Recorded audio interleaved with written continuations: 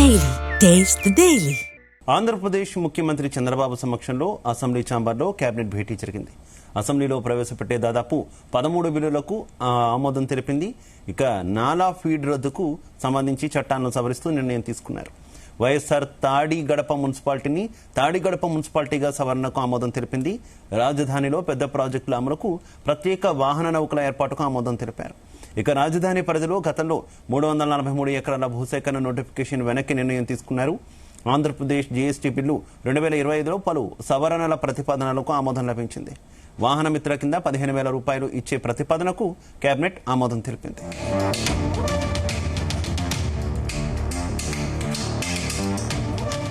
ఇక కేబినెట్ లో తీసుకున్నటువంటి నిర్ణయాలకు సంబంధించి మరింత సమాచారం మా కరెస్పాండెంట్ రామచంద్ర అందిస్తారు. రామచంద్ర, ఏపీ ముఖ్యమంత్రి చంద్రబాబు సారథ్యంలో మంత్రి మండలి సమావేశం అయింది. ఈ సమావేశంలో పలు అంశాలకు సంబంధించినటువంటి దాని మీద కేబినెట్ ఆమోదం తెలిపింది. అసెంబ్లీలోని సీఎం పేషీలో ఈ సమావేశం జరిగింది. 15 అంశాలు అజెండాగా కూడా సమావేశం నిర్వహించారు. ఆగస్టు 31లోగా అర్బన్ లోకల్ బాడీలు అలాగే urban development authority AP CRDA రాజధాని ఏరియా మినహాయించి ఆన్లైన్ ఆథరైజ్డ్ భవనాలకు సంబంధించినటువంటి అంశంలో ఒక నిర్ణయం అయితే తీసుకున్నట్లుగా మనకు తెలుస్తోంది. సో ఓటర్ల అలాగే నాలా ఫీజుకు రద్దుకు సంబంధించిన చట్టాలకు కూడా సవరిస్తూ ఒక నిర్ణయం తీసుకున్నారు. అసెంబ్లీలో దాదాపు 13 బిల్లులకు అంశాలకు ఆమోదం తెలిపేలాగా ఈ కేబినెట్ సమావేశంలో నిర్ణయం తీసుకున్నట్టుగా మనకు తెలుస్తోంది. అలాగే వైఎస్ఆర్ తాడిగడప మున్సిపాలిటీగా వైఎస్ పేరును తీసేసి తాడిగడప మున్సిపాలిటీగా కొనసాగిస్తూ సవరణ చేస్తూ కూడా ఆమోదం తెలిపినటువంటి పరిస్థితి అయితే కనిపిస్తోంది. రాజధానిలో పెద్ద ప్రాజెక్టుల అమలుకు ప్రత్యేక వాహన నౌకల ఏర్పాటుకు ఆమోదం తెలుపుతూ కూడా ఈ సమావేశం అయితే నిర్ణయం తీసుకునింది. రాజధాని అలాగే ఓటర్ల జాబితా తయారీకి మరో 3 తేదీలు ఖరారు ఆ ప్రతిపాదనకు ఆమోదం తెలిపింది.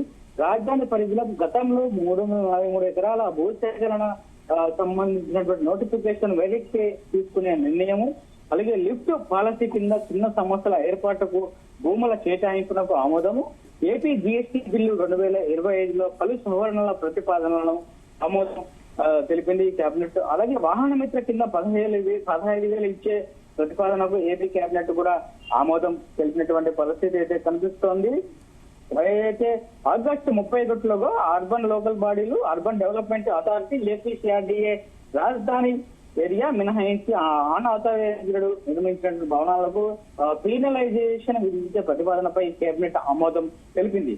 నాలా ఫీజు రద్దుకు సంబంధించినటువంటి మున్సిపల్ అడ్మినిస్ట్రేషన్ లోని వివిధ చట్టాలను సవరిస్తూ కేబినెట్ లో నిర్ణయం తీసుకునే పరిస్థితి కూడా కనిపించింది. అలాగే రాజధాని అమరావతి ప్రాంతంలో పెద్ద ప్రాజెక్టుల అమలు, అలాగే 1900 ఏదైతే మున్సిపల్ కార్పొరేషన్ చట్టం 1955, అలాగే ఏపీ మున్సిపాలిటీ యాక్ట్ 1965, ప్రజా ప్రాతినిధ్య చట్టం 1950ను అనుసరించి ఓటర్ల జాబితా తయారీకి మరో 3 తేదీలను కూడా ఖాళా చేసే ప్రతిపాదనకు మంత్రిమండలి ఆమోదించే అవకాశం కల్పిస్తుంది. అలాగే ఈ రోజు జరిగినటువంటి మంత్రి మండలి సమావేశంలో కూడా లిఫ్ట్ పాలసీ కింద చిన్న సంస్థల ఏర్పాటుకు భూములను కేటాయింపునకు కూడా ఆమోదం తెలిపినటువంటి పరిస్థితి కనిపిస్తుంది. అలాగే వాహన మిత్ర కింద 15,000 ఇచ్చేందుకు ఆటో వాళ్లకు ప్రతిపాదన కూడా ఏపీ కేబినెట్ ఆమోదం తెలిపింది. అలాగే రాష్ట్రంలో సమర్థ నీటి నిర్వహణ అంశంపై కూడా అసెంబ్లీలో ఈ రోజు సాయంత్రం 4 గంటలకు చర్చ కూడా సాగనుంది. ఈ అంశంపై ముఖ్యమంత్రి చంద్రబాబు నాయుడు ప్రసంగించనున్నారు. ఈ ప్రసంగంలో చంద్రబాబు నాయుడు ఎటువంటి